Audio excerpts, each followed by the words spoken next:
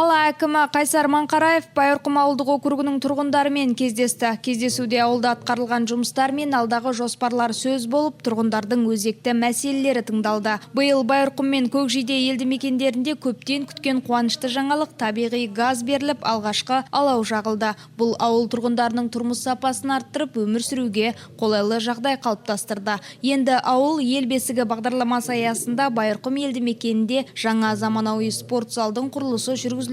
Нысан пайдалануға берілген соң ауыл жастарының бос уақытын тиімді өткізуіне және спортпен шұғылдануына мүмкіндік туады.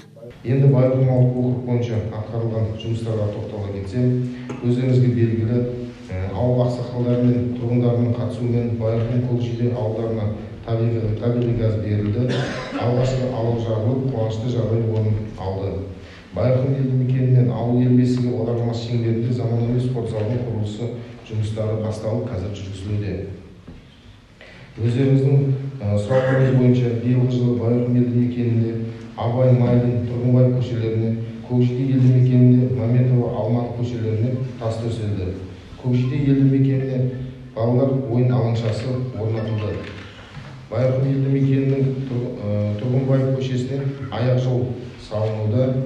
Байырқұм елді мекеніне электр желілері мен трансформаторларға ағымдағы жөндеу жұмыстары жүргізілуде. Қазіргі таңда жарамсыз бағаналарды ауыстырылып жатыр. Құрметті жерлестер, ауылдарды дамыту мен көркейту біздің басты мақсатымыз.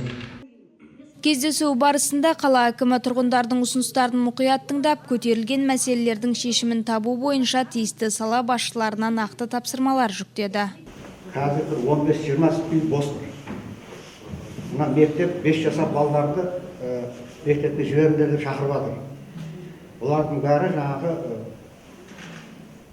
тұрақтандыру үшін халықты ауылда бір инфрақұрылымды тағы да күшейтсеңіз.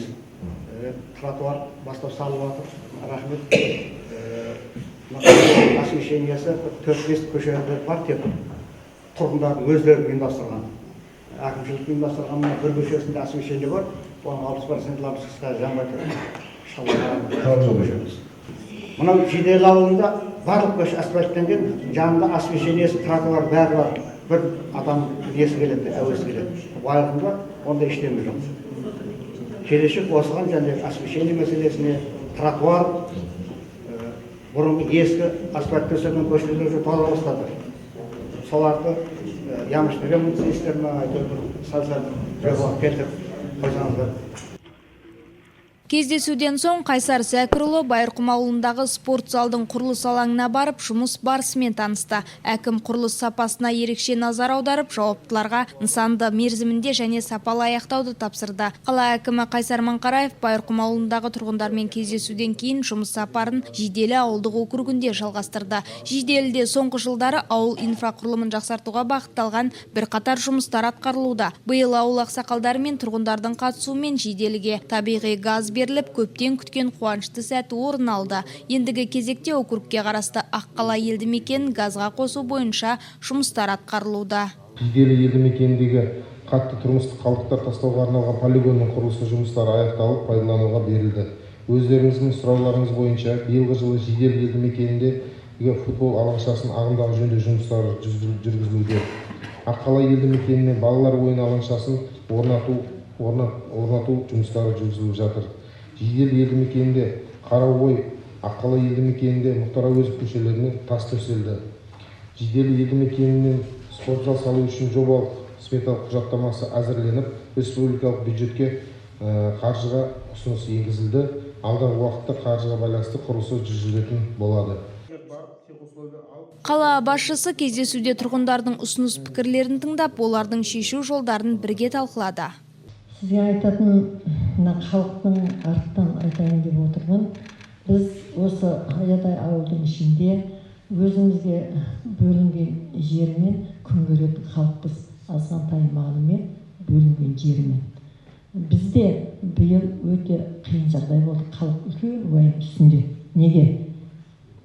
Огород екті, су шамады, көп қалды. Огородтар қорап, қазір қарыздарынан құтыламай отырған небір семьялар бізде бар қазір. Енді жыл біз огород егеламыз ба, егемаймыз ба деген уайым үстінде тұр халық. Неге?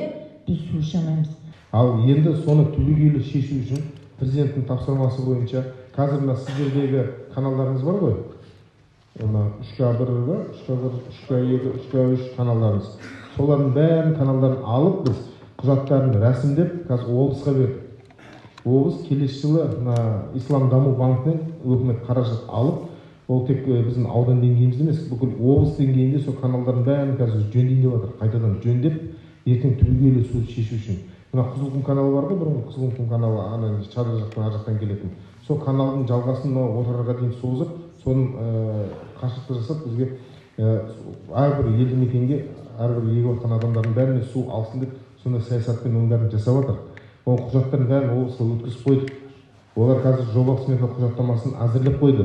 Енді қазір барып өкіметке тапсырды. Өкімет қазір Ислам даму банкінен қаражатты келіп, келесі жылы ол лотоктар, каналдар, қашықтылар, дренаждар бәрі жөнделіп, ремонтталып, бәрі қалпына келтіріледі оның бәрі.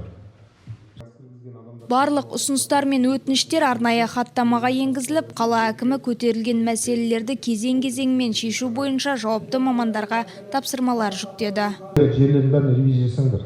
Жиделі, Аққала, Байырқұм, 2 ауылдық округтың бүкіл жерлердің бәрін ревизия жасап, қай жерге егіледі, қай жерге егілмеу керек, жайылым жер қайсысына ревизия жасап маған беріңіздер. Ағын су бойынша, егістікке ағын су бойынша енді қазір айтып отырмыз ғой, енді біз айтқанды қалай айтамыз, басшылықтың шешімі сондай. Басшылық шешім қабылдауынсыз бізге жеткізіп отырмыз. Мысалы, өңірдің басшылығы солай шешім қабылданды, сөйтіп сол каналдардың бәрін жөндеу керек. Каналдардың бәрін жөндемей, мысалы, су реттелмейді ол. Содан кейін соны жөндейді. Енді келесі жылы жөндеу басталса, ол 1 жылда жөнделіп біте ма, 2 жыл жөнделіп біте ма, мен білмеймін әлі. Оны облысымыздың басшылығынан сұрауымыз керек.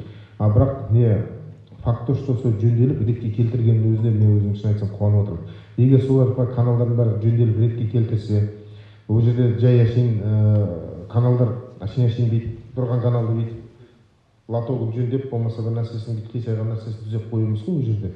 Ол жерде түбегейлі шешім. Әр жерде егіп жатқан, егістік егіп жатқан жерлеріне су жеткізу үшін, сол үшін жұмыс жасайды ол жерде. Кездесуден кейін Қайсар Маңқараев тұрғындарды жеке қабылдап, әрбір сауалға қолданыстағы заң аясында жауап берді.